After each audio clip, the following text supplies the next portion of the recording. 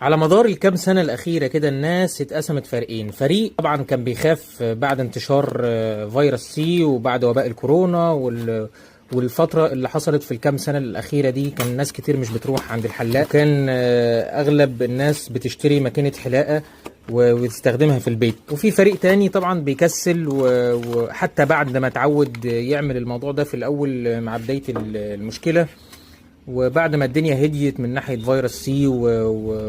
والحمد لله ربنا عافانا ووباء الكورونا عدى على خير، طبعا ناس كتير بدأت تكسل ان هي تحلق في البيت وبدأت تروح عند الحلاق. طيب، سواء انت خدت قرارك وبتحلق في البيت ومحتاج تجدد الماكينة اللي عندك، او لسه حاليا مش عندك ماكينة اصلي نظيفة، النهاردة وفرت لك الماكينة موزر الألماني، الصناعة الألماني الأصلي اللي تقدر تعرفها وتيجي تشوفها في السنتر قبل ما تاخد قرار الشراء. وكمان الناس